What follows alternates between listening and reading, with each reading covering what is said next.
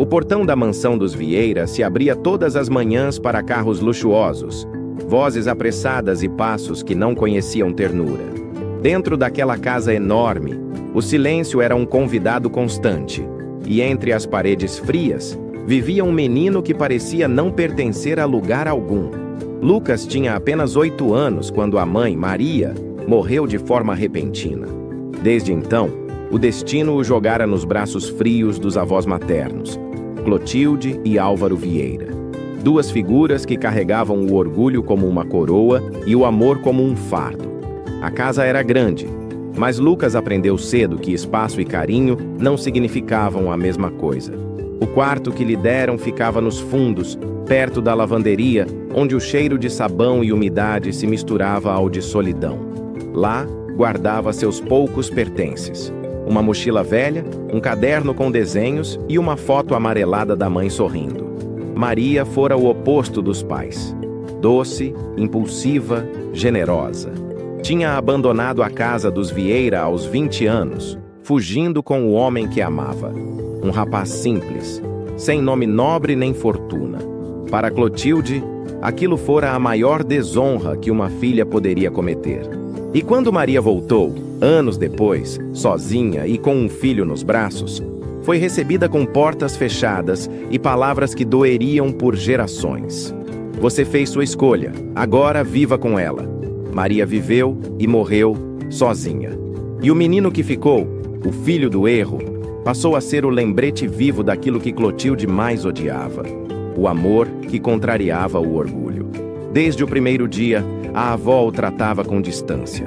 Fique quieto, não encoste em nada. Cada gesto dela era um aviso de que ele não era bem-vindo. Na mesa de café havia sempre 4 lugares: um para Clotilde, um para Álvaro, 2 para os tios ausentes, que moravam longe, mas eram lembrados com orgulho. O 5º prato nunca existiu. Lucas comia depois, o que sobrava, em silêncio. O avô raramente falava. Era um homem de poucas palavras, marcado pela autoridade de Clotilde. Observava o neto com olhos que misturavam pena e covardia, como se quisesse dizer algo e não pudesse. Mas a casa falava por ele, e falava alto. Os quadros nas paredes exibiam rostos sérios, ancestrais que pareciam desaprovar a presença do menino. O relógio da sala, pesado e antigo, batia as horas como se contasse o tempo que faltava para ele ir embora. Numa tarde chuvosa, quando Lucas varria o chão da cozinha, o carteiro apareceu no portão. "Tem uma carta para a senhora Clotilde Vieira", anunciou. Ela, curiosa, pegou o envelope. Reconheceu a letra imediatamente. Era da filha. Por um instante o tempo parou. Clotilde respirou fundo, mas o orgulho falou primeiro. "Não quero saber", e rasgou o envelope diante de Álvaro, que tentou intervir. "Pelo menos leia, Clotilde." "Ler o quê? Desculpas de uma ingrata?" Os pedaços da carta caíram no chão. Mas Lucas, que assistia escondido atrás da porta, correu depois para recolhê-los. Entre fragmentos rasgados, conseguiu ler uma linha incompleta. "Cuide dele. Ele é inocente." Guardou o pedaço de papel dentro do caderno, como quem guarda um segredo sagrado. Naquela noite, o menino não dormiu. Sentou-se na cama, olhando para o retrato da mãe, e falou baixinho: "Eu vou te deixar orgulhosa, mãe, mesmo que ninguém aqui me queira." Do lado de fora, a chuva batia no telhado como se o céu também chorasse. E assim, dentro daquela casa de mármore e amargura, nascia uma promessa silenciosa. A promessa de um menino que aprenderia a ser forte no meio do desprezo. Nos dias seguintes, Clotilde parecia ainda mais fria. Ordenava tarefas com a mesma voz que usava para dar ordens às empregadas, sem emoção. "Limpe o jardim, tire as folhas da calçada e não se atrase para o colégio." Lucas obedecia sem reclamar. O colégio era sua única fuga, o único lugar onde as vozes não o lembravam do que ele era. Mas mesmo lá, a diferença se fazia notar. Tinha roupas surradas, sapatos gastos e um olhar que denunciava tristeza. Ainda assim, era o melhor aluno da turma, inteligente, observador, sempre com um caderno na mão. Dona Nena, a empregada antiga da família, era a única alma bondosa naquele ambiente. Via no menino a doçura da mãe. Levava pedaços de bolo escondidos, palavras de carinho disfarçadas de conselhos simples. "Não deixe o ódio entrar no teu coração, viu?", dizia. "Um dia Deus mostra quem é quem." Essas palavras se tornaram abrigo. Lucas aprendeu a guardar esperança em pequenos gestos. Um sorriso, um livro emprestado, o cheiro de pão quente vindo da cozinha.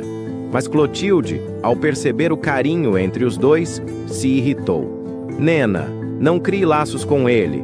É melhor não se apegar." Nena apenas respondeu. "Dona Clotilde, até o coração mais duro um dia aprende o valor de um abraço." Clotilde virou o rosto. "Não no meu tempo. O tempo, porém, sempre tem seus próprios planos." Os dias na casa dos Vieira se arrastavam lentos, como se o tempo ali tivesse preguiça de passar. Cada manhã começava com o som das ordens de Clotilde e o tilintar da louça cara que o menino não podia tocar. Para Lucas, o nascer do sol não significava recomeço, mas a repetição de uma rotina feita de tarefas e silêncios. A avó o acordava com o mesmo tom de dureza. "Já está em pé? Ou quer que o atraso se some à sua inutilidade?" Ele se levantava em silêncio, vestia o uniforme simples e corria para ajudar Nena na cozinha antes de ir à escola. O café da manhã era um ritual que o menino assistia à distância, de pé, enquanto os avós se sentavam à mesa farta. Só depois, quando Clotilde saía, ele podia comer o resto do pão e beber o leite frio. Certa vez, ao tentar ajudar, derrubou sem querer uma xícara. O som do vidro se partindo ecoou pela sala como uma sentença. Clotilde se virou devagar, com os olhos gelados. Inútil. Igual a mãe. Lucas abaixou a cabeça, ajoelhou-se e começou a recolher os cacos. Um deles cortou sua mão e o sangue pingou no chão. Ele respirou fundo, tentando conter o choro. "Não chore", murmurou para si mesmo. "Ela quer que eu chore." O avô, que observava de longe, moveu-se como se fosse ajudá-lo, mas parou no meio do caminho. A coragem que lhe faltara a vida toda pesou de novo. Clotilde olhou o marido com desprezo. Se fosse homem de verdade, ensinaria esse menino a obedecer sem errar. Álvaro abaixou o olhar e calou-se. Dona Nena, ao ver o corte na mão de Lucas, correu até ele depois que os patrões saíram. Lavou o ferimento, fez um curativo com pano limpo e sussurrou. "Não deixa isso te endurecer, meu filho. Gente como a tua avó vive para provar que amor é fraqueza, mas um dia ela vai descobrir que estava errada." Essas palavras viraram o refúgio dele. Às vezes, escondido, escrevia pequenos textos num caderno velho que Nena lhe dera.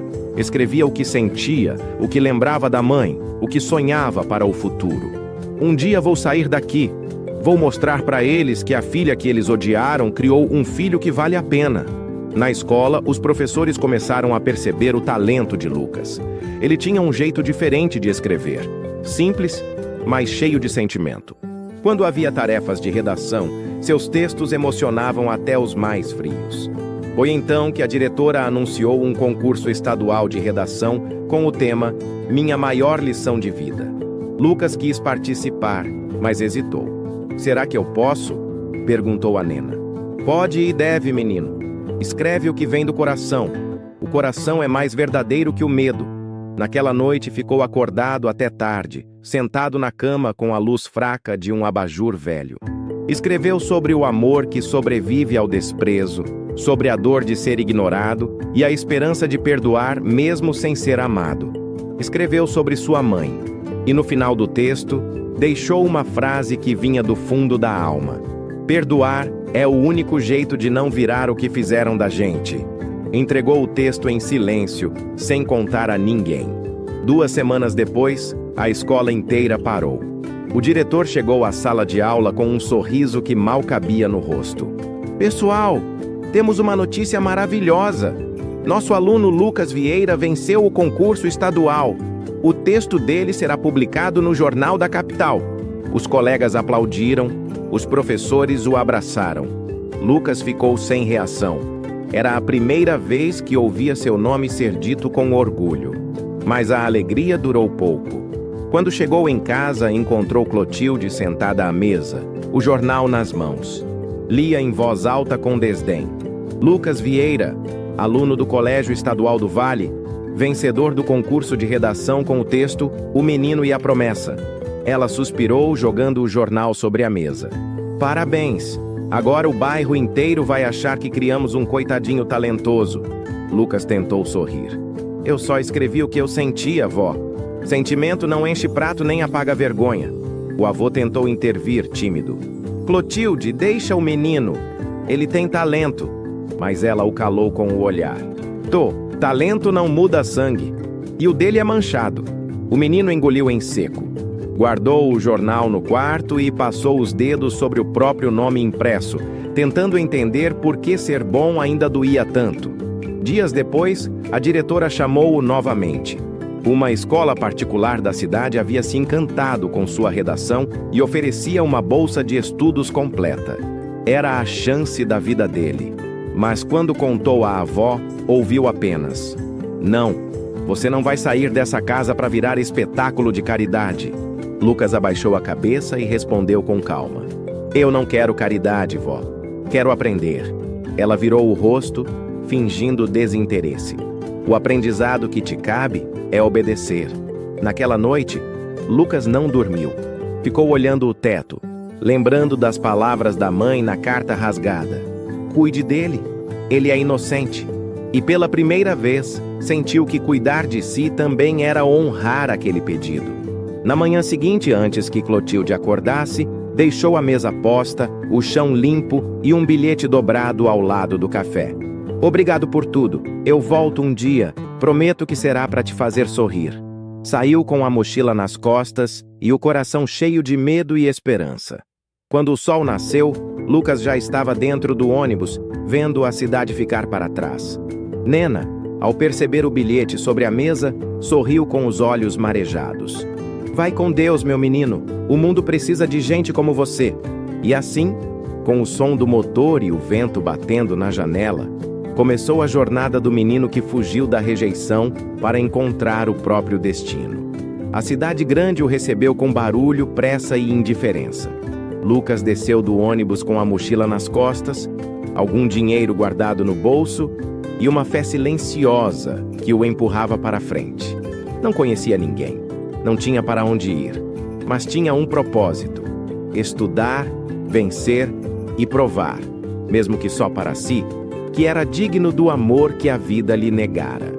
Conseguiu um quarto pequeno nos fundos de uma pensão. As paredes descascadas e o cheiro de mofo o lembravam da casa dos avós, mas ali o silêncio não era de desprezo, era de liberdade. Durante o dia procurava emprego, à noite estudava o que podia com livros doados. O primeiro trabalho veio como ajudante de livraria. Lucas se sentiu em casa entre as prateleiras cheias de histórias. Lia escondido nos intervalos. Lia tudo: romances, biografias, jornais antigos. As palavras viraram sua nova família. Mas a livraria faliu poucos meses depois. Ele então começou a vender balas nos sinais. Guardava as moedas num pote escondido e se alimentava com o básico. Às vezes, só pão e água. Mesmo assim, antes de dormir, escrevia. Escrevia para não esquecer quem era.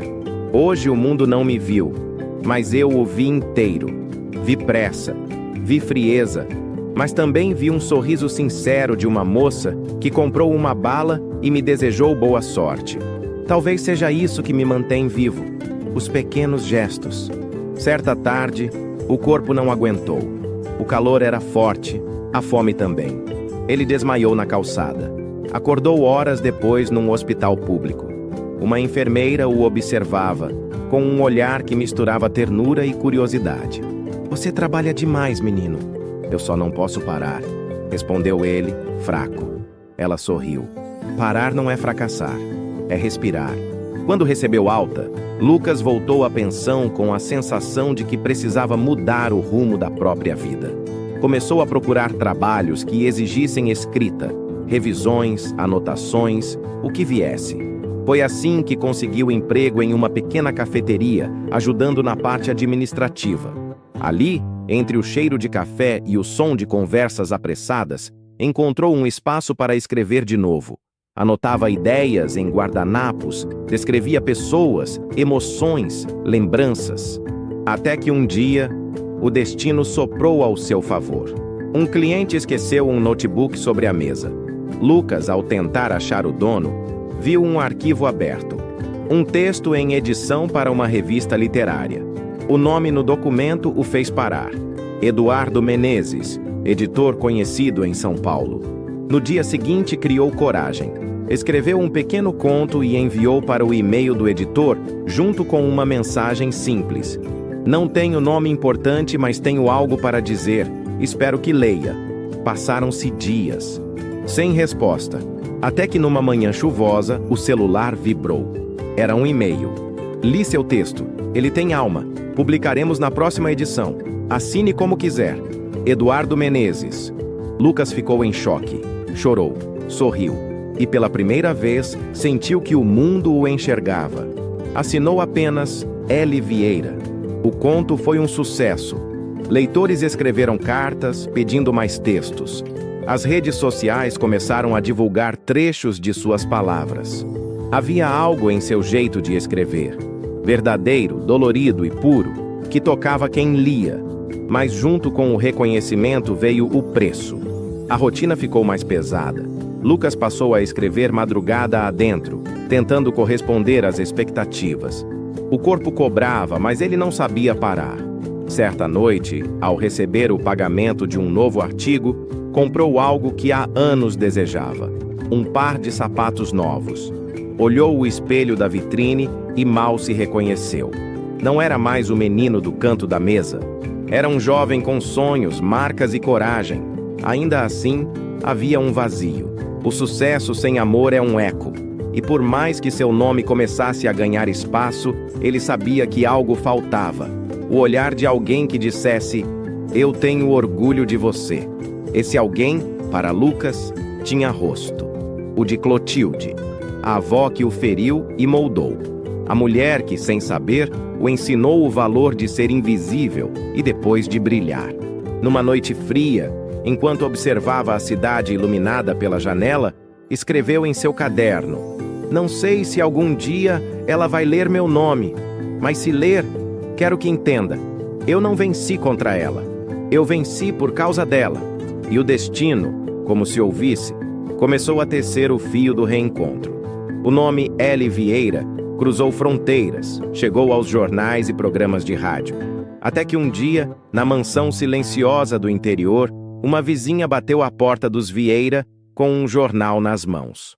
"Dona Clotilde, a senhora viu isso? Tem um escritor famoso com o mesmo sobrenome da senhora." Clotilde pegou o jornal, desinteressada. Mas ao ler o nome, o coração dela gelou. L. Vieira. Por um instante, a velha senhora ficou sem ar. "Não pode ser", murmurou. O avô Álvaro, ao ouvir, veio até ela e leu em silêncio. Nos olhos dele, um brilho de emoção. "É ele, Clotilde, o nosso neto." Ela apertou o jornal com força, a respiração pesada.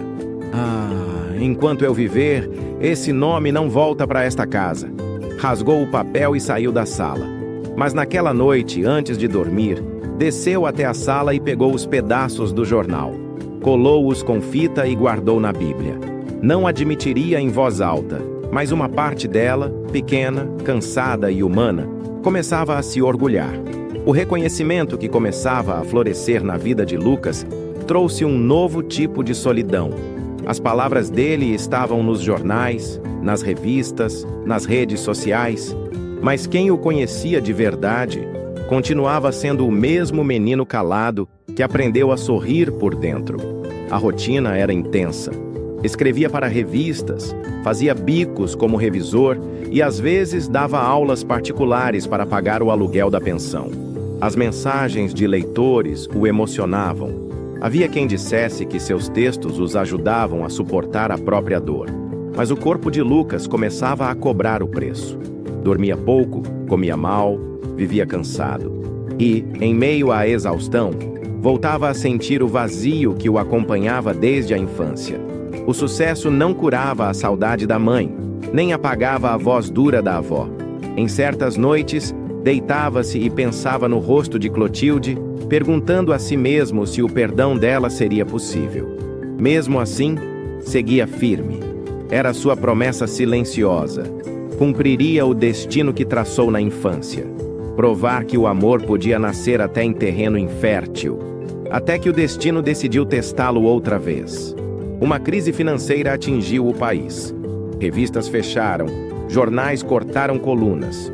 O editor Eduardo Menezes, o mesmo que lhe dera a primeira chance, ligou com a voz triste. Lucas, a revista vai suspender publicações por tempo indeterminado. Não tenho como continuar te pagando. Do outro lado da linha, o silêncio foi longo.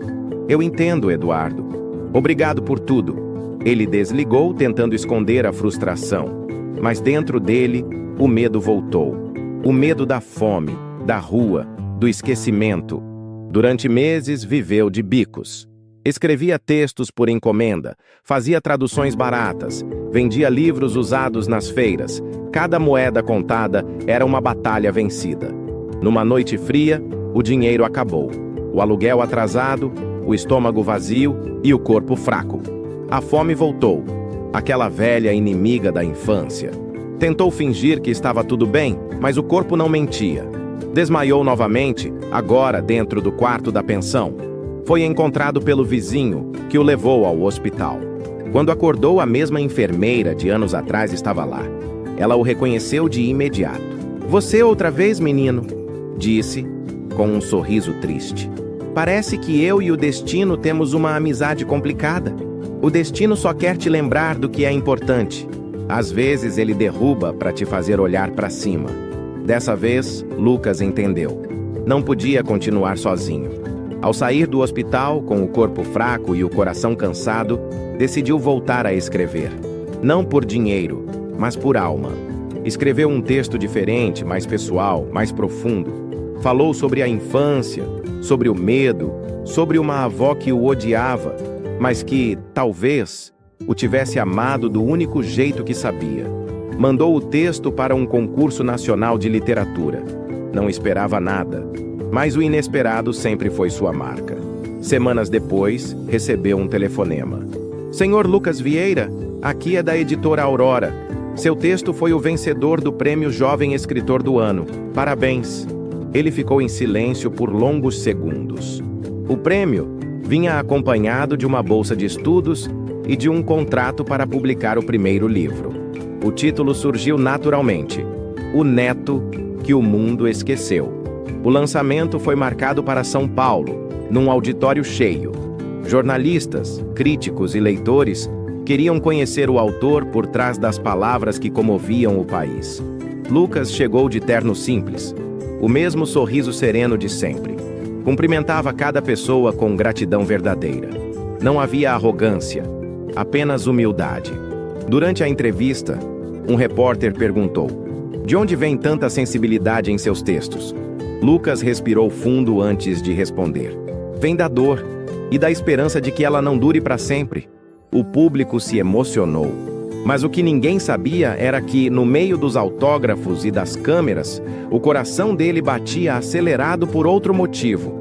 Entre as dedicatórias do livro, uma frase chamava a atenção: "Para minha mãe, Maria, que me ensinou o que é amor. E para minha avó, Clotilde, que um dia vai entender o que é perdão." Aquela frase correu o país. Chegou às mãos de centenas de leitores. E também às mãos erradas. Ou talvez certas. No interior, uma vizinha levou o livro à mansão dos Vieira. "Dona Clotilde, esse moço é o mesmo do jornal. O livro dele está fazendo sucesso."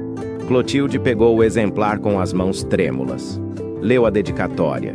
E chorou pela primeira vez em muitos anos. Álvaro, o avô, entrou no quarto e a encontrou com o livro no colo. "É ele, não é?" Ela assentiu. "Eu o tratei como um erro, e ele me transformou em personagem de redenção." O silêncio que se seguiu foi pesado, mas não doía tanto quanto antes. Havia algo diferente nos olhos da velha senhora, como se o orgulho finalmente começasse a cansar. Nos dias seguintes, Clotilde ficou recolhida. Passava horas olhando o livro sobre a mesa abrindo-o de vez em quando para reler a dedicatória. À noite sussurrava sozinha. Perdão. Ele escreveu perdão, mas não tinha coragem de procurar o neto. Nem precisava. O destino mais uma vez faria esse caminho por ela. O nome L. Vieira já não era apenas uma assinatura. Tornara-se símbolo de esperança. Nas escolas, professores liam seus textos em voz alta. Nas redes, pessoas compartilhavam trechos de suas frases, como quem divide conselhos de um amigo invisível. E, em meio àquele reconhecimento silencioso, o jovem que crescera sozinho começava finalmente a ser ouvido. O sucesso, no entanto, trouxe também ecos do passado. Repórteres queriam saber quem era o homem por trás das palavras, de onde vinha tanto sentimento, tanta verdade. Mas Lucas sempre desviava com delicadeza. Minha história não é importante. O que importa é o que cada pessoa sente quando lê. Ele não imaginava que, ao tentar esconder suas origens, acabava despertando ainda mais curiosidade. Os jornalistas começaram a investigar. E numa tarde, um deles fez a pergunta que mudaria o rumo de tudo. Lucas, o sobrenome Vieira é apenas artístico? Ou tem alguma relação com a tradicional família Vieira do interior? O silêncio dele foi resposta suficiente. Um breve desvio de olhar, um meio sorriso. A notícia se espalhou. Em poucas horas, as redes sociais e os jornais comentavam: escritor L. Vieira pode ser herdeiro da família Vieira, de antiga tradição no interior. Quando Clotilde leu aquilo, o sangue lhe subiu à cabeça. Herdeiro? Exclamou furiosa. Ele não é herdeiro de nada! Mas o mundo já não a ouvia. Pela primeira vez, o nome Vieira era associado não à riqueza, mas à humanidade. E isso feriu o orgulho da matriarca mais do que qualquer ofensa. Álvaro tentou acalmá-la. Clotilde, talvez seja a hora de deixar o passado descansar. Descansar? Ela respondeu com os olhos marejados. Você não entende. Esse menino levou o nosso nome para o escândalo. Ela não sabia, mas o escândalo seria a salvação. No mesmo dia, Lucas recebeu uma carta da cidade natal. O envelope simples, sem remetente, trazia apenas uma frase. Ela está doente. E pergunta se um dia você vai perdoá-la. O coração dele apertou. Não havia assinatura, mas ele sabia de quem era.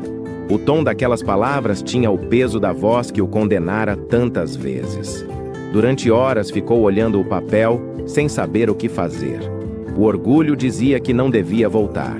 O amor dizia o contrário. No fim da tarde, a decisão veio. Pegou o casaco, trancou o apartamento e comprou uma passagem só de ida. Não era mais o menino que partira fugindo. Era o homem que voltava para encerrar um ciclo. A estrada parecia a mesma, mas o coração batia diferente. Quando o ônibus parou na frente da antiga casa, o portão de ferro ainda estava lá, coberto de ferrugem e lembranças. Lucas respirou fundo. O vento frio do interior lhe trouxe o cheiro da infância, de dor e de saudade. Bateu à porta. Quem abriu foi Dona Nena. Os cabelos brancos, o sorriso o mesmo. Eu sabia que um dia tu voltava, menino, disse, emocionada. Ela vai ter uma surpresa. O encontro foi silencioso. Clotilde estava sentada na poltrona, coberta por um chale, o rosto envelhecido, os olhos fundos. Quando o viu, hesitou entre raiva e alívio. Veio se exibir? Mostrar que o mundo te aplaude? Lucas respondeu com calma. Vim mostrar que a senhora venceu. Ela arqueou as sobrancelhas. Venci o quê? O orgulho. Ele só existe até a gente aprender a amar. Por alguns segundos o tempo parou. Clotilde desviou o olhar, tentando esconder a emoção. Álvaro, do canto da sala, observava tudo em silêncio, com lágrimas discretas. O neto que um dia fora rejeitado agora falava como um homem inteiro. Nos dias seguintes, Lucas ficou na casa. Ajudava Nena com as tarefas, lia para o avô, conversava pouco com a avó. Mas a convivência, ainda que fria, começava a dissolver os muros de anos. Clotilde, à noite, ouvia-o escrever no quarto dos fundos e lembrava de quando ele fazia o mesmo em segredo. Por vezes, chegava à porta e parava, sem coragem de entrar. Ouvia o som do lápis riscando o papel e sentia algo novo.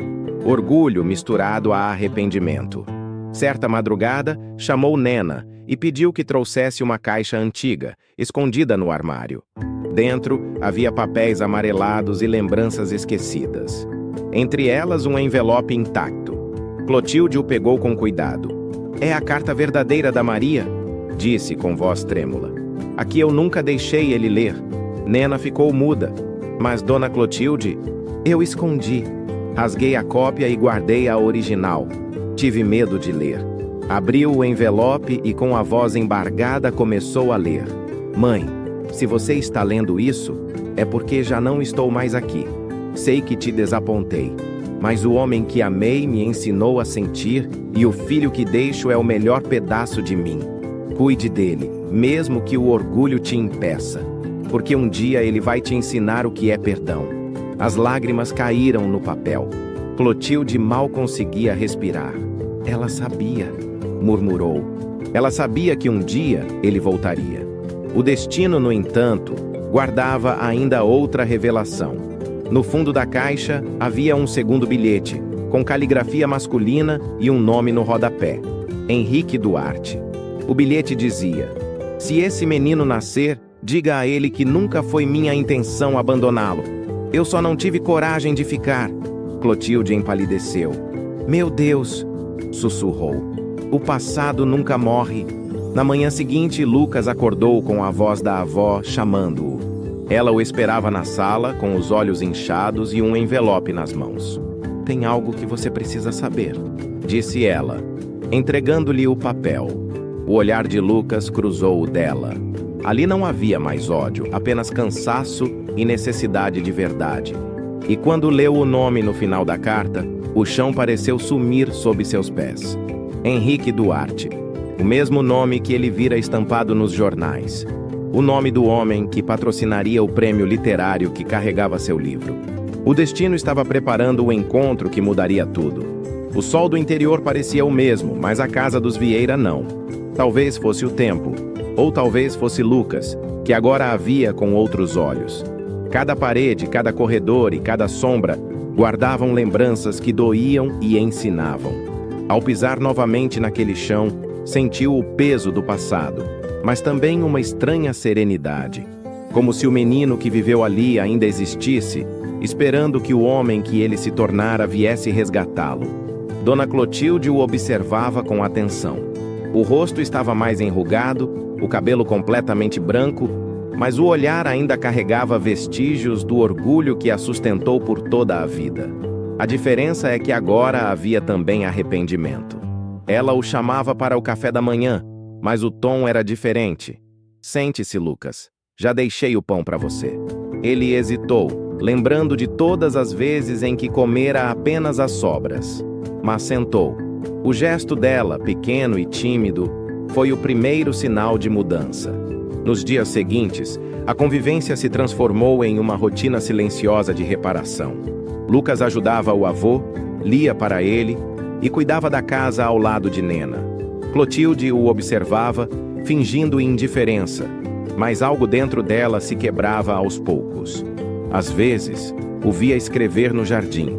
As folhas de papel se acumulavam e o som do lápis parecia ecoar pela casa. Ela reconhecia aquele som, o mesmo que ouvia quando ele era menino e escrevia escondido no quarto dos fundos. Certa tarde, Álvaro pediu que os dois conversassem. "Clotilde, a vida não é tão longa quanto o nosso orgulho." Ela fingiu não ouvir, mas as palavras do marido ecoaram.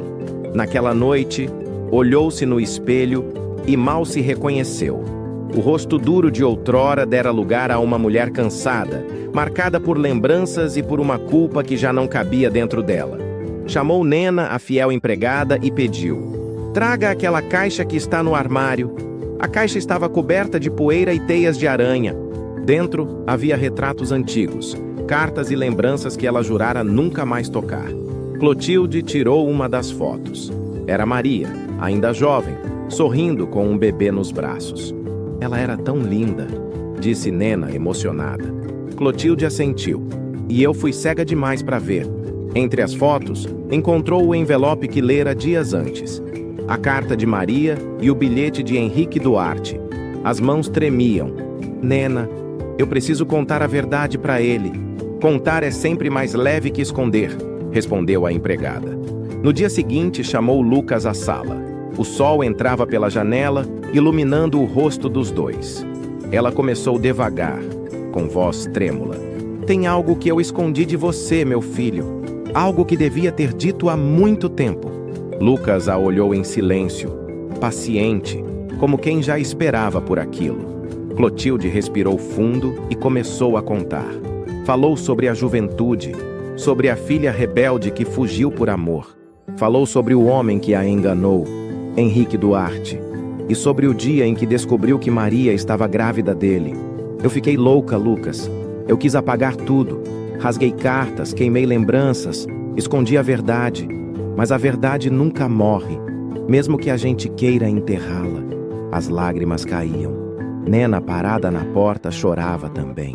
Álvaro, sentado na poltrona, ouvia em silêncio, o olhar distante. Lucas demorou a reagir. As palavras ecoavam como trovões dentro dele. Henrique Duarte. O mesmo nome do bilhete. O mesmo homem que, sem saber, agora patrocinava o prêmio literário onde seu livro estava concorrendo. Ele fechou os olhos, tentando processar tudo. Clotilde chorava. Eu não espero que me perdoe. Só precisava tirar isso de dentro de mim antes que fosse tarde. Lucas se aproximou devagar. Pôs a mão sobre a dela. Vó, a senhora não precisa pedir perdão. A senhora foi vítima do próprio orgulho. E eu também já fui. Ela o olhou, surpresa. Você me perdoa? Já perdoei, antes mesmo de saber o motivo. O silêncio que se seguiu foi o mais bonito que aquela casa já ouviu.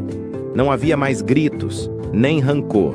Apenas o som do perdão se instalando entre as paredes que um dia abrigaram ódio.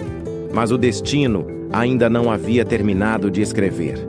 Nos dias seguintes, enquanto Lucas se preparava para voltar à cidade grande, uma notícia se espalhou pela televisão. O Prêmio Duarte de Literatura seria transmitido ao vivo. Entre os jurados, o patrocinador e principal homenageado, Henrique Duarte, empresário e filantropo. Clotilde assistiu à notícia e gelou. Lucas, por outro lado, apenas respirou fundo. Então é isso, disse. O passado não quer que eu fuja mais. Naquela noite, escreveu em seu caderno: a vida é feita de voltas. Um dia você foge do que te dói. No outro, é o próprio destino que te faz voltar. O avô o abraçou antes da partida. Vá com Deus, meu filho. Leve com você o que restou de bom do nosso nome. Lucas sorriu. O nosso nome ainda vai significar amor, vô. Prometo. E, com o coração firme e a alma em paz, partiu novamente. Dessa vez não fugindo do passado, mas indo ao encontro dele. Naquela manhã cinzenta, a casa dos Vieira estava mais silenciosa do que nunca. Desde a confissão de Clotilde, algo havia mudado. Não era apenas o clima de arrependimento. Era como se o próprio ar da casa tivesse ficado mais leve, depois de tanto tempo respirando culpa. Clotilde mal dormira. Passara a noite acordada pensando nas palavras do neto. Já perdoei. Essa frase ecoava em sua mente como um bálsamo e, ao mesmo tempo, um espelho que mostrava tudo o que ela poderia ter feito diferente. Lucas, por outro lado, sentia-se dividido, o coração cheio de compaixão, mas a mente tomada por perguntas que o tempo nunca respondeu. Quem era, de fato, Henrique Duarte? O homem que amou sua mãe? O covarde que a abandonou? O desconhecido que, sem saber, patrocinava o prêmio que agora trazia seu nome? Enquanto arrumava suas coisas para voltar à cidade, encontrou o velho caderno onde guardava os fragmentos da carta rasgada, aqueles pedaços de papel que recolhera quando ainda era criança. Ao tocá-los, sentiu o mesmo frio na barriga de antes, mas algo o impedia de colar aquelas memórias de volta. Até que Nena bateu à porta. Trazia um envelope nas mãos. Achei isso no armário da tua mãe, lá no quartinho dos fundos. Deve ser importante. Lucas pegou o envelope com cuidado. A caligrafia era conhecida, a da mãe. Mas não era a carta que ele já conhecia. Era outra. Sentou-se na cama e começou a ler. Meu querido filho, se um dia essa carta chegar às suas mãos, é porque já não posso mais te explicar com a voz o que o coração guardou. Eu amei um homem chamado Henrique. Amei com a inocência de quem acredita que o amor pode curar tudo. Mas o mundo nem sempre entende o amor.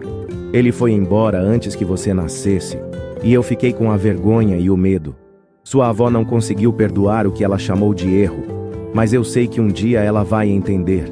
Porque o perdão é o nome que o amor usa quando cresce. Lucas chorou em silêncio. As palavras da mãe eram simples, mas tinham o poder de cicatrizar feridas antigas.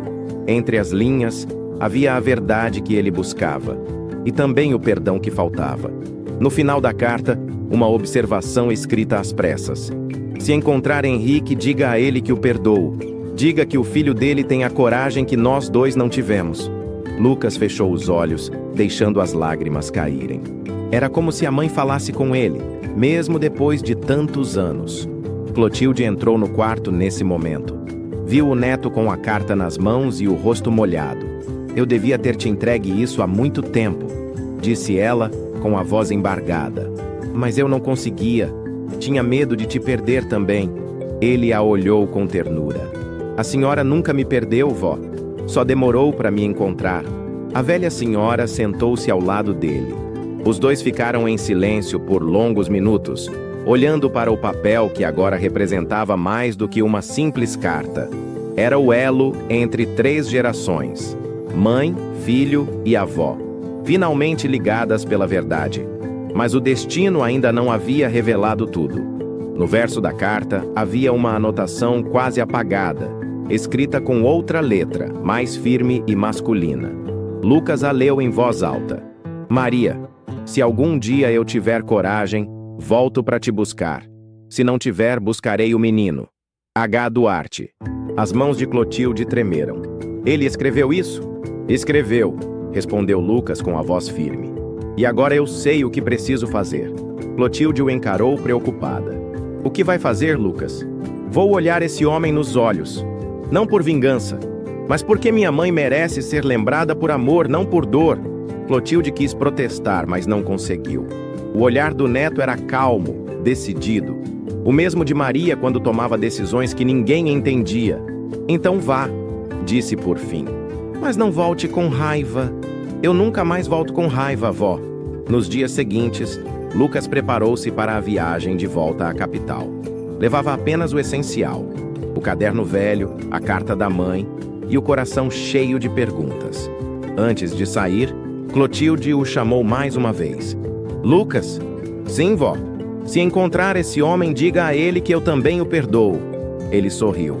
Digo sim. Ela o observou partir, o corpo curvado pelo tempo, mas o olhar leve, como se tivesse entregue o último fardo que a vida lhe impôs.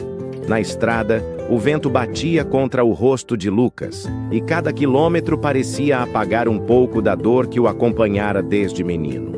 O destino o levava de volta à cidade grande, e mais uma vez, a presença de um nome que o perseguia desde o nascimento: Henrique Duarte. O Prêmio Duarte de Literatura seria entregue naquela mesma semana. O auditório já estava preparado, os convites enviados, e o nome de L. Vieira era o mais aguardado da noite. Lucas sentia que aquele não seria apenas um evento literário, mas um encontro marcado pelo próprio tempo. Não sabia o que encontraria: um inimigo, um arrependido ou apenas um espelho. Mas sabia que precisava estar lá. Porque algumas verdades só se libertam quando são ditas frente a frente, e ele estava pronto para ouvir, e talvez finalmente para perdoar. O auditório da Fundação Duarte estava lotado. Cadeiras ocupadas por escritores, jornalistas, estudantes e curiosos. Era a noite do Prêmio Duarte de Literatura, o maior evento literário do ano. Mas para Lucas, não era apenas um prêmio, era o acerto de contas com o passado. Chegou cedo de terno simples, o mesmo que usara no lançamento de seu livro. Cumprimentava as pessoas com gentileza, mas o coração batia acelerado. Cada som, cada aplauso, parecia um eco distante das palavras da mãe.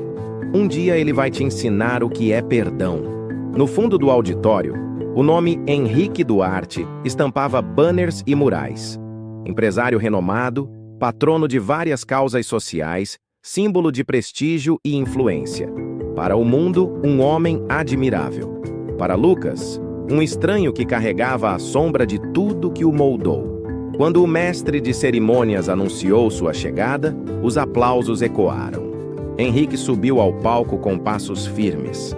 O cabelo grisalho bem penteado, o sorriso ensaiado de quem já viveu o suficiente para esconder cicatrizes.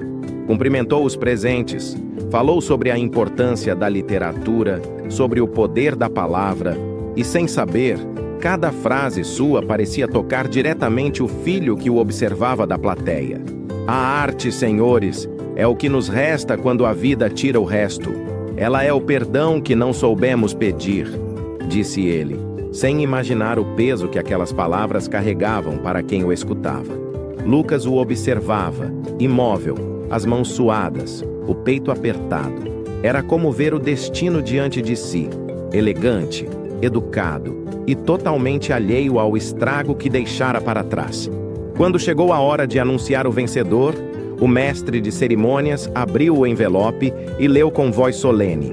O vencedor do Prêmio Duarte de Literatura é Lucas Vieira, autor de O Neto que o Mundo Esqueceu. O público explodiu em aplausos. Lucas se levantou lentamente, tentando conter o turbilhão de emoções. Cada passo até o palco parecia atravessar anos de dor e silêncio. O coração batia tão alto que parecia ecoar no microfone. Henrique o esperava de pé, o troféu nas mãos e um sorriso cordial. Parabéns, jovem. É uma honra entregar este prêmio a você. Lucas o olhou nos olhos pela primeira vez e viu neles algo inesperado. Não arrogância, mas fragilidade. Era o olhar de alguém que também carregava culpas. Obrigado, disse ele pegando o troféu. Mas antes que o apresentador chamasse o próximo nome, Lucas continuou. Eu cresci ouvindo que era fruto de um erro. Hoje entendo que não. A plateia se silenciou. Eu sou fruto de um amor que o medo tentou apagar. Henrique congelou. A voz dele falhou. Como disse? Lucas respirou fundo e, diante de todos, completou. Meu nome é Lucas Vieira, filho de Maria Vieira. O microfone caiu no silêncio mais profundo que o auditório já ouviu. Henrique deu um passo atrás, o rosto pálido, o olhar perdido. Maria, sussurrou, como se o nome tivesse voltado dos mortos. Não pode ser. O público, sem entender, observava em choque. Henrique tentou falar, mas as palavras ficaram presas na garganta. Os olhos marejaram. Meu Deus! Balbuciou. É você? Lucas manteve o olhar firme. Eu não vim te acusar. Vim encerrar o que começou antes de mim. Henrique deu mais um passo, agora trêmulo. Eu procurei. Quando soube que ela havia partido, já era tarde. A culpa me devorou todos esses anos. Lucas respirou fundo. Eu sei. E é por isso que estou aqui. Porque o perdão não é um prêmio. É um caminho. Os aplausos vieram tímidos, depois fortes, até tomarem o auditório inteiro. Henrique, chorando, o abraçou com força.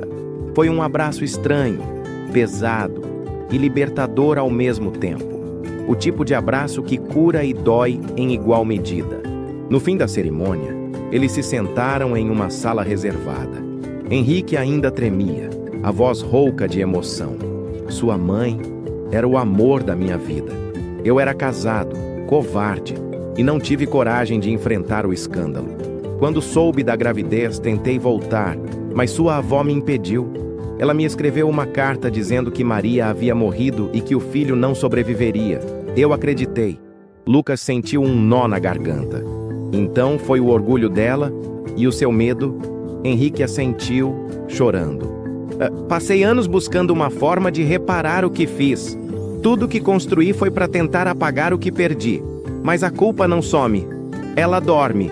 Lucas olhou para ele e, pela primeira vez, viu não o homem que arruinara sua mãe, mas um ser humano quebrado, vítima da própria covardia. O senhor não pode mudar o passado, mas pode honrar o que restou.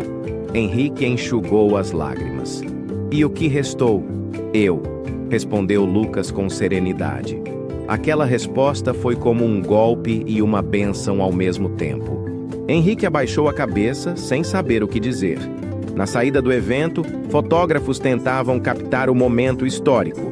Dois homens com o mesmo sangue, separados por décadas de silêncio, finalmente se olhavam como pai e filho. Mas, para eles, as câmeras eram apenas ruído. O que realmente importava era o que acontecia dentro. O perdão começava a nascer. Naquela noite, Lucas voltou para o quarto do hotel e abriu o caderno que carregava desde a infância. Escreveu: "A vida me roubou o direito de escolher meu pai, mas me deu o poder de perdoá-lo. E isso é maior do que qualquer sangue." Olhou o troféu sobre a mesa, o mesmo que recebera das mãos do homem que o abandonara, e sorriu. Era simbólico. O prêmio não era pela escrita, era pela coragem de encarar a verdade sem ódio. Mas o destino ainda guardava uma última reviravolta.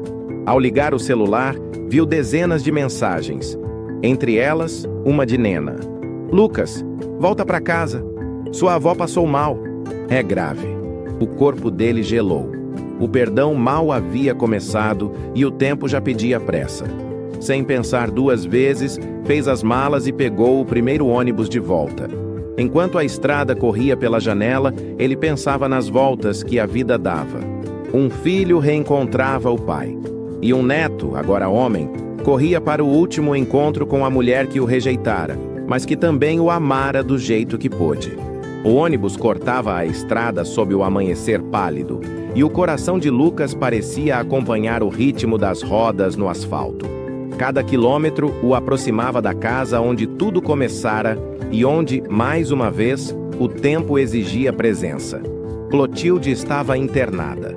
O telefone de Nena havia sido curto, quase sem fôlego. "Ela está mal. Vem logo." Lucas chegou ao hospital com o rosto pálido e os olhos inchados de preocupação. O corredor cheirava a álcool e silêncio. Na recepção, reconheceu o avô sentado, a cabeça baixa, as mãos trêmulas segurando um lenço. "Vô."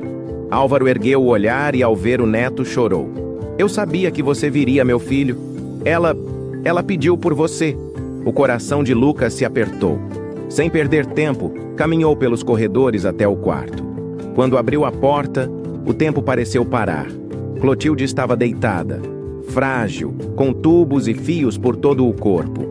O rosto, outrora altivo, agora era o retrato da humildade. Os olhos se abriram lentamente quando sentiram a presença dele. Por um instante, a dureza desapareceu. Restou apenas ternura. "Você veio..." disse ela com voz fraca. "Vim, vó. Eu prometi que voltaria." Ele se aproximou, segurando a mão dela. A pele fria contrastava com o calor das lágrimas que caíam dos olhos do neto. "A senhora precisa descansar." "Não," ela interrompeu. "Eu preciso falar." Lucas tentou impedi-la, mas ela insistiu. "Passei a vida inteira tentando apagar o que me envergonhava. Quando sua mãe morreu, jurei que nunca mais deixaria o amor me enganar. Mas o amor não engana, Lucas. Ele apenas mostra quem a gente realmente é." As lágrimas começaram a escorrer. "Eu te rejeitei porque via em você o que perdi nela. A coragem, o coração. E cada vez que te olhava, eu lembrava do que destruí." Lucas apertou mais forte a mão dela. "A senhora não precisa se culpar. A senhora fez o que achava certo. Eu fiz o que o orgulho mandou. E o orgulho, meu filho, é o pior tipo de fome. A gente se alimenta dele e morre de dentro para fora." O som das máquinas se misturava à respiração cansada de Clotilde. Álvaro entrou no quarto em silêncio, apoiando-se na bengala. Ficou ao lado do neto, as lágrimas descendo pelo rosto enrugado. "O que ela sempre quis dizer", murmurou o velho, "é que te ama, Lucas, mesmo sem saber como." Clotilde tentou sorrir, os olhos marejados. "Eu te amo, meu filho. E... me perdoa." Lucas se inclinou, beijou-lhe a testa e respondeu: "Eu já te perdoei há muito tempo, vó." Ela fechou os olhos, como se aquele perdão tivesse tirado um peso de séculos. O corpo relaxou e o silêncio tomou conta do quarto. O bip do monitor desacelerou até parar. Nena, que observava pela porta, chorava baixinho. Álvaro abraçou o neto e os dois ficaram ali, imóveis, em silêncio. Não havia gritos, nem desespero. Apenas uma paz que nunca antes existira naquela família. Lucas olhou para o rosto sereno da avó e sussurrou: "A senhora finalmente aprendeu o que é amor." Nos dias seguintes, o luto trouxe uma sensação diferente, leve, quase doce. A casa que um dia foi prisão, agora era um abrigo de memórias reconciliadas. Durante o velório, pessoas da cidade foram prestar condolências. Muitos lembravam de Clotilde como uma mulher rígida, outros como uma senhora respeitável. Mas Lucas preferia lembrar dela como uma alma que, nos últimos instantes, encontrou a própria redenção. Henrique Duarte também apareceu. Chegou discretamente, com o olhar baixo, sem saber se seria bem-vindo. Lucas o viu de longe e caminhou até ele. O homem parecia encolhido dentro do próprio terno. "Eu soube", disse Henrique. "Sinto muito." "Ela o perdoou", respondeu Lucas calmo. "E pediu que eu dissesse isso." Henrique assentiu, com os olhos marejados. "Ela era uma mulher forte. Eu merecia o desprezo dela. Talvez no começo, mas no fim, ela só sentia pena de quem não soube amar direito." Os dois ficaram em silêncio. Henrique olhou o caixão e murmurou: "Você é mais do que qualquer um de nós foi." "Não sou mais. Só aprendi a não fugir." Após o enterro, Lucas ficou sozinho por alguns minutos diante do túmulo. O vento balançava as flores brancas e o cheiro de terra molhada se misturava ao das lembranças. "A senhora venceu, vó", disse ele, "porque o perdão é vitória." "E a senhora aprendeu a perdoar antes de partir?"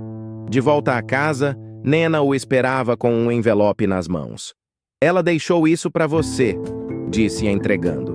Lucas abriu. Dentro, uma carta curta e a chave da casa. "Meu neto, esta casa já abrigou dor, mas agora pertence à luz. Cuide dela e transforme o que foi castigo em esperança. Clotilde." Lucas sorriu. O coração pela primeira vez não doía. E naquele instante, decidiu que cumpriria o último desejo da avó: transformar a casa em um lugar de amor. Nos meses seguintes, dedicou-se à reforma. Pintou as paredes, abriu as janelas, tirou os móveis pesados e trouxe vida para cada canto. Colocou livros, brinquedos, cores, e na fachada mandou colocar uma placa dourada: Casa Maria Vieira, onde o amor sempre encontra um lar. O menino rejeitado havia transformado o símbolo da dor em refúgio, e o nome Vieira, antes sinônimo de frieza, agora significava recomeço. No dia da inauguração, Nena segurou o braço dele e disse, emocionada: "Tua mãe e tua avó estão lá em cima, sorrindo para ti." Lucas olhou o céu azul e sorriu de volta. "Eu só fiz o que elas me ensinaram: amar sem medida." Mas o destino generoso e misterioso ainda guardava mais uma reviravolta. Uma nova carta estava prestes a aparecer, e nela uma verdade que mudaria novamente o rumo da família. A casa dos Vieira nunca mais foi a mesma depois que Clotilde partiu. As paredes, que antes ecoavam mandos e silêncios, agora pareciam respirar leveza. O cheiro de flores substituiu o de mofo, e onde antes havia distância, havia agora espaço para o riso e para a memória. Lucas se dedicou com o mesmo amor que colocava nas palavras. A cada dia, via a casa se transformar, e junto dela, ele também. Reformava não apenas as paredes, mas a própria história. A antiga sala de jantar virou uma biblioteca aberta às crianças da cidade. O quarto dos fundos, onde ele dormira quando menino, tornou-se uma pequena sala de leitura, com um letreiro na parede. Aqui começou a esperança. Nena, sempre presente, ajudava em tudo. "Eu nunca pensei que ia ver essa casa assim, menino." "Nem eu, Nena", respondeu Lucas sorrindo. "Mas parece que, quando o amor entra, até as paredes se curam." A notícia da fundação, batizada Casa Maria Vieira, se espalhou rapidamente. Jornais locais e programas de TV vieram conhecer o projeto. Lucas se tornara exemplo de superação e fé, mas ele não fazia por fama. Eu só quero que ninguém se sinta rejeitado como eu me senti um dia, dizia. Henrique Duarte também acompanhava de longe. O encontro entre pai e filho havia deixado marcas profundas em ambos. Depois da morte de Clotilde, Henrique tentou se aproximar com cautela, temendo ser um intruso. Mas Lucas, com o coração leve, abriu as portas. O senhor não é um intruso.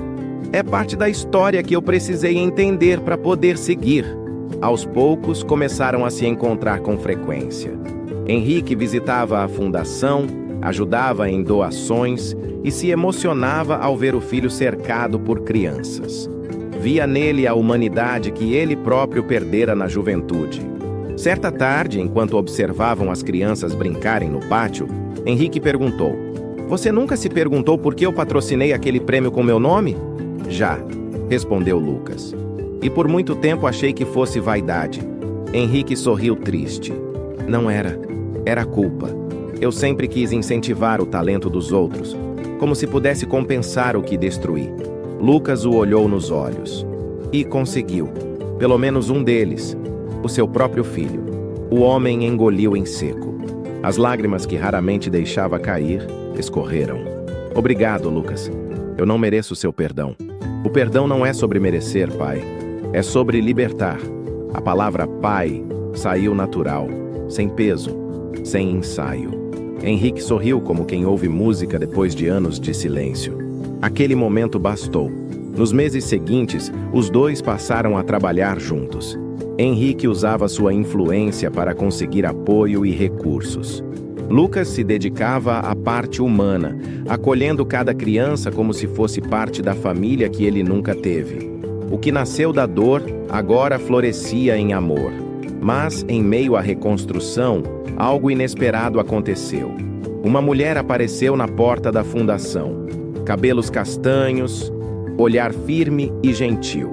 Trazia nas mãos uma pasta e um semblante hesitante. "Desculpe interromper", disse ela. "Eu sou Helena Duarte, filha de Henrique e sua irmã." Lucas ficou imóvel.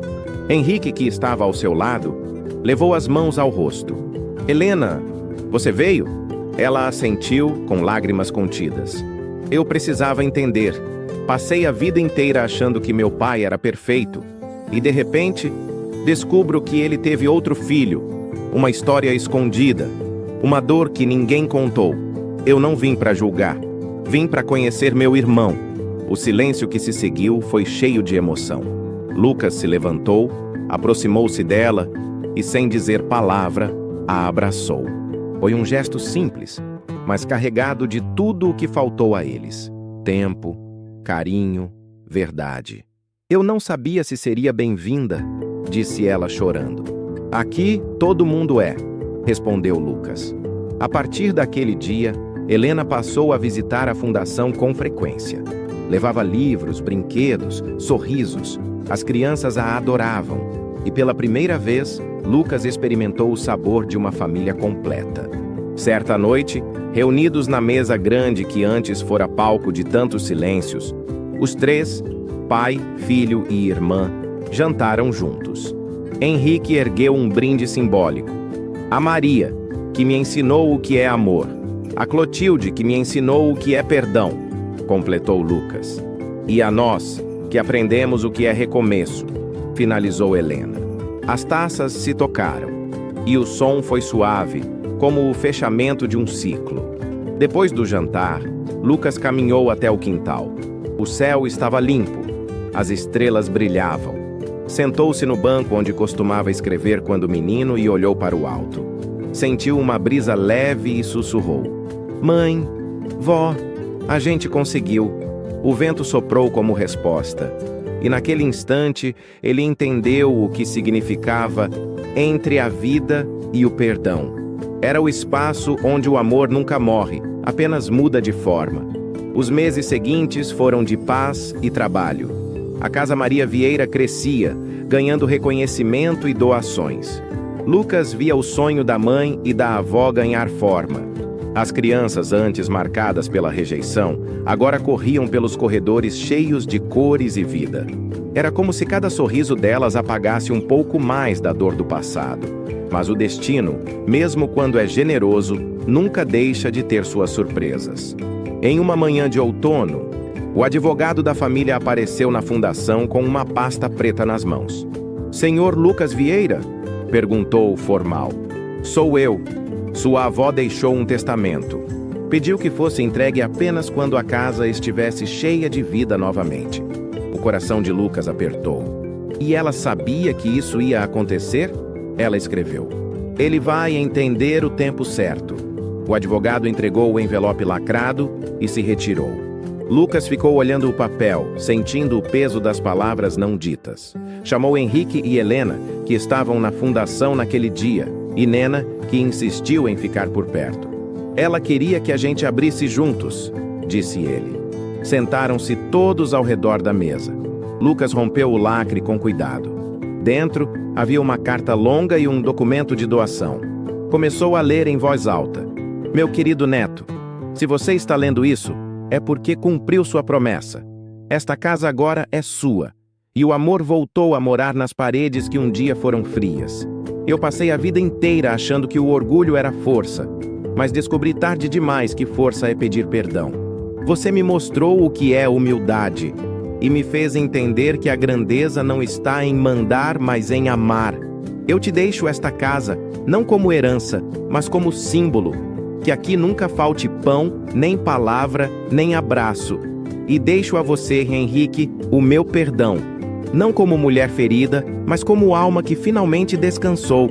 A vocês, família, peço que mantenham o nome Vieira não como sinônimo de poder, mas de compaixão." A voz de Lucas começou a falhar. Helena segurou sua mão. Henrique chorava em silêncio. Nena, encostada na parede, fazia o sinal da cruz. Lucas continuou lendo. "Se algum dia duvidar do que é o amor, olhe para o espelho. O amor tem o teu rosto, Lucas. E quando a saudade apertar, acenda uma vela. Porque a luz que vem dela é a mesma que tua mãe acendeu por mim quando partiu." As lágrimas escorreram sem que ninguém tentasse esconder. Lucas fechou o envelope e encostou-o no peito. "Ela se foi em paz", murmurou, "e nos deixou o que nunca tivemos: união." Henrique levantou-se devagar e colocou a mão no ombro do filho. "Seu perdão salvou todos nós." Naquela noite, a casa foi tomada por um silêncio bonito. O tipo de silêncio que nasce depois de uma tempestade. Lucas ficou sozinho no antigo quarto, agora transformado em sala de leitura. Acendeu uma vela sobre a escrivaninha e abriu o caderno que o acompanhava desde a infância. Escreveu: "Minha avó se foi 2 vezes. A primeira quando escolheu o orgulho, a segunda quando escolheu o amor, e nas 2 me ensinou o mesmo, que amar é sempre a escolha certa." Deixou o caderno aberto, como se a história ainda não tivesse acabado. E, de fato, não tinha. Dias depois, recebeu uma carta pelos correios. O remetente: Fundação Duarte. Dentro, um convite. "Senhor Lucas Vieira, gostaríamos de convidá-lo a participar do Conselho de Literatura da Fundação. Sua história e sua obra inspiraram uma nova geração. Esperamos que aceite continuar esse legado." Lucas sorriu ao ler. O destino, mais uma vez, fechava o círculo. Aquilo que nascera de vergonha e silêncio, agora virava inspiração. No mesmo dia, foi até o cemitério levar flores para o túmulo da avó. O sol estava se pondo, tingindo o céu de laranja e dourado. Deixou as flores, acendeu uma vela e falou baixinho: "Consegui, vó, a senhora também." E naquele instante, o vento soprou de leve, como um sussurro. Parecia a voz de Clotilde dizendo: "Agora sim, meu neto, agora sim." Quando voltou para casa, Nena o esperava com um sorriso cansado. "Tu viu, menino? Até o céu tá em paz." Lucas olhou o horizonte e respondeu: "Porque o amor, quando é verdadeiro, continua mesmo depois do fim." O tempo passava com uma doçura que Lucas não conhecia. Os dias na Casa Maria Vieira eram cheios de risadas. vozes infantis e o cheiro de bolo que Nena fazia todas as tardes. O que antes era símbolo de dor, agora se tornara lar, refúgio e escola de amor. A vida parecia, enfim, ter encontrado sossego. Mas o destino, sempre curioso, sempre insistente, ainda guardava segredos, como se quisesse provar que o passado nunca morre completamente. Ele apenas muda de voz.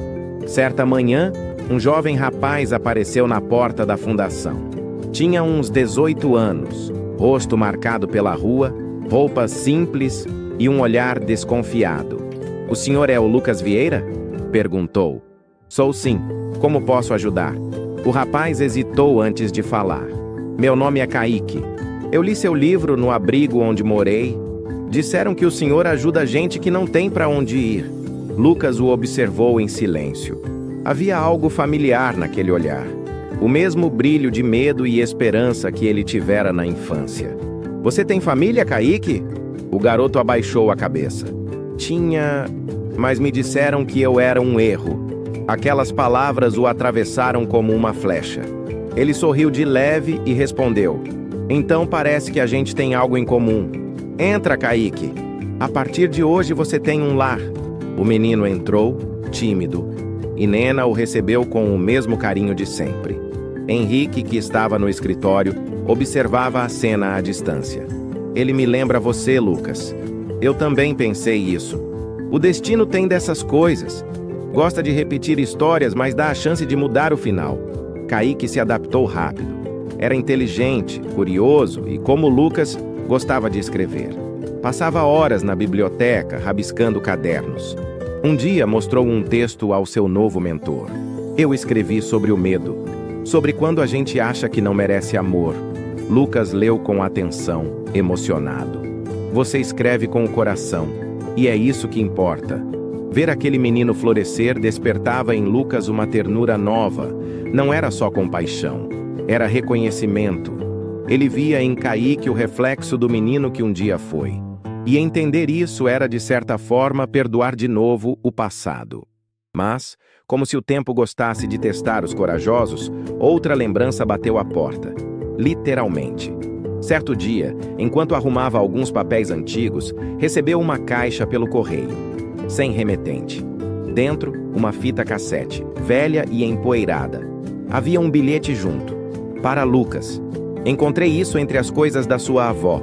Acho que pertence a você, Padre Antônio." Lucas reconheceu o nome.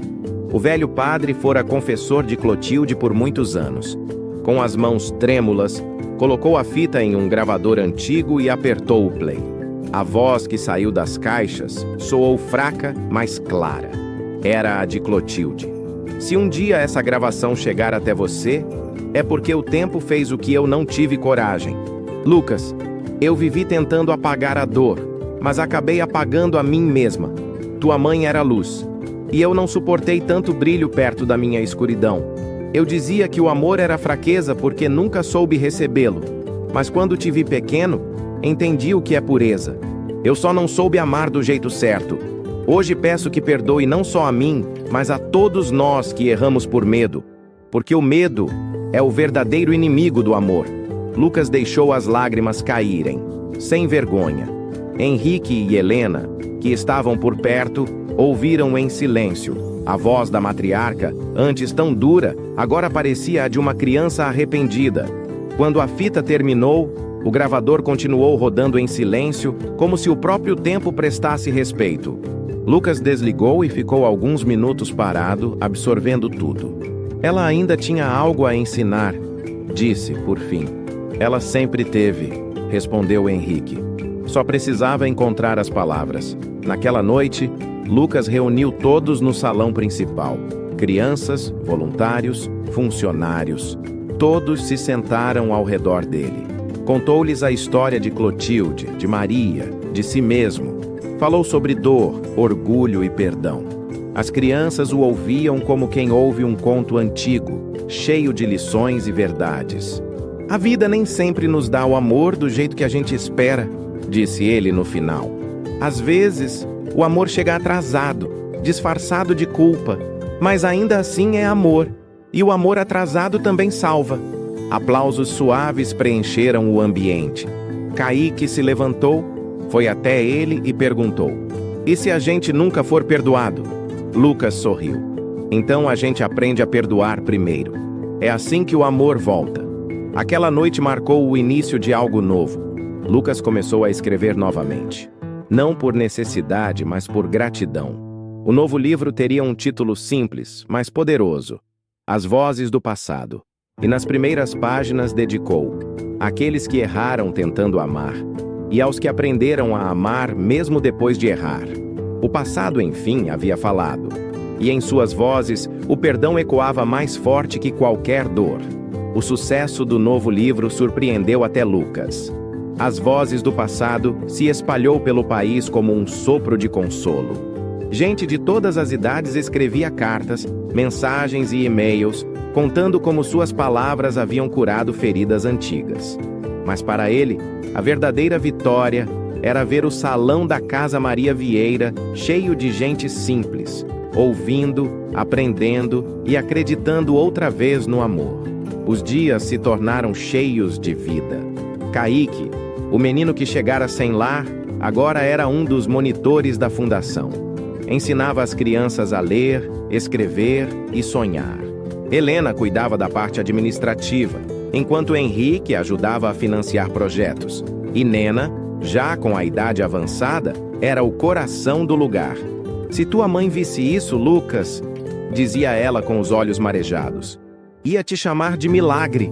Ele sorria. "Eu só cumpri o que prometi." Às vezes, à noite, gostava de sentar na varanda e escrever. Era ali, sob o mesmo céu que o vira menino, que as palavras vinham com mais verdade. Nessas horas, pensava em tudo o que vivera, na rejeição, na fome, na solidão, e percebia que, de algum modo, tudo aquilo o preparou para o que era agora. Cada dor tinha sido degrau, cada lágrima, um tijolo na construção do homem que se tornou. Mas a vida, mesmo quando parece completa, sempre deixa uma última missão. E a de Lucas viria numa manhã de primavera, quando uma visitante inesperada apareceu na fundação. Era uma mulher idosa, de cabelos grisalhos e olhar sereno. "Desculpe incomodar, meu filho", disse ela. "Vim de longe. Sou irmã Cecília, trabalhei muitos anos num convento.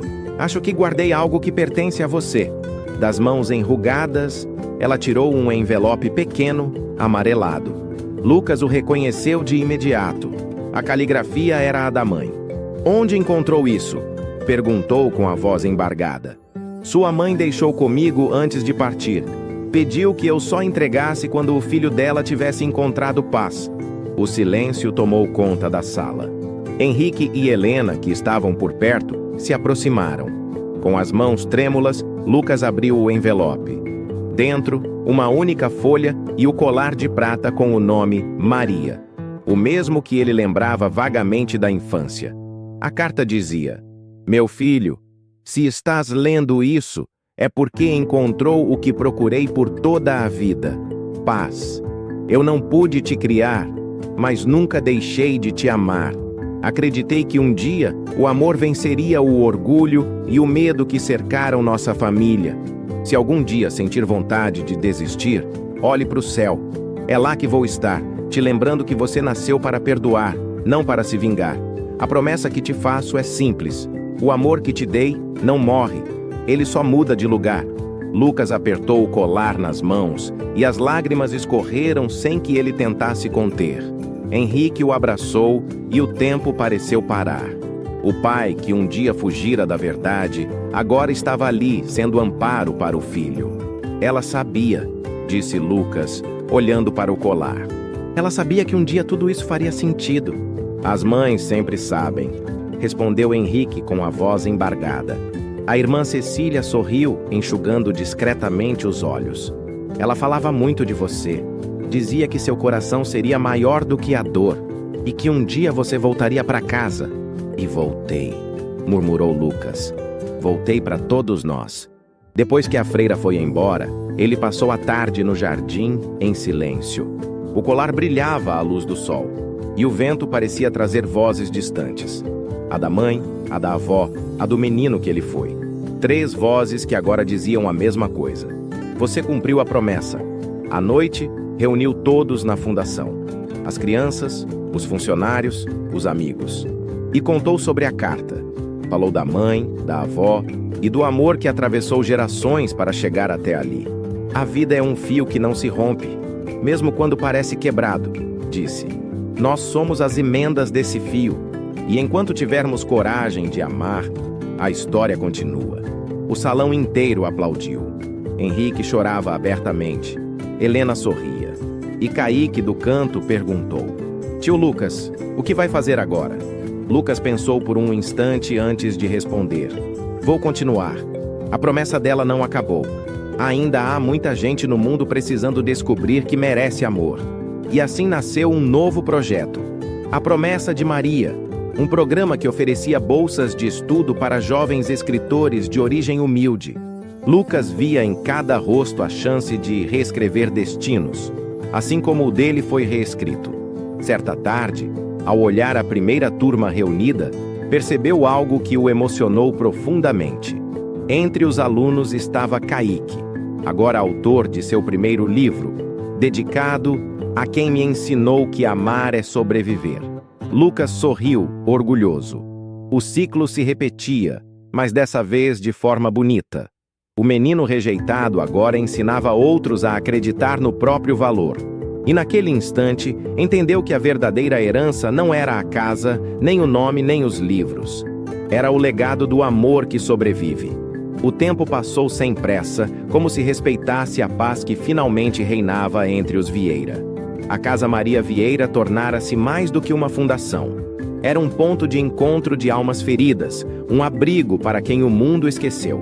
Gente de todas as idades chegava ali com histórias parecidas: rejeição, solidão, arrependimento. E cada uma delas saía com algo novo: esperança. Lucas caminhava pelos corredores e se emocionava com o que via. As paredes, antes marcadas por silêncio, agora tinham desenhos coloridos e frases escritas pelas crianças. Em uma delas, Kaique havia escrito: Quem perdoa, cresce por dentro. Ele sorriu. Aquilo era o resumo de tudo. Henrique continuava presente, mas a idade começava a pesar. O corpo já não acompanhava o coração inquieto que carregava. Mesmo assim, fazia questão de estar ali todos os dias, nem que fosse para ler histórias para as crianças ou simplesmente observar. Eu gosto de ouvir o som do riso, dizia. É como se a alma da tua mãe estivesse em cada gargalhada. Lucas via no pai um homem diferente daquele que conheceu no auditório anos antes. O medo dera lugar à serenidade. E o silêncio, a gratidão. Certa tarde, Henrique o chamou para conversar na varanda. Filho, tenho uma coisa que preciso te dizer. Claro, pai. Eu vivi tempo demais fugindo. De mim, da tua mãe, de você. Mas você me ensinou que fugir é o mesmo que morrer aos poucos. A gente sempre pode voltar, respondeu Lucas. A vida não fecha as portas, só muda as chaves. Henrique riu. E você tem todas elas, meu filho. Naquela noite, depois que todos dormiram, Lucas foi até a sala principal. Ali, diante do retrato de Maria, acendeu uma vela. O rosto da mãe parecia sorrir à luz branda. A senhora conseguiu, mãe, disse ele, baixinho. O seu amor virou raiz. O projeto A Promessa de Maria crescia. Os jovens escritores traziam histórias de luta, superação e fé. Lucas fazia questão de ler cada texto, de olhar cada um nos olhos. Escrevam com o coração, dizia. O mundo precisa sentir o que vocês sentem. Certa manhã recebeu uma carta especial. Vinha de uma editora internacional, convidando-o para lançar uma coletânea com autores do projeto. O título sugerido era simbólico: Legados, quando o amor vence o tempo. Henrique, ao saber da notícia, se emocionou.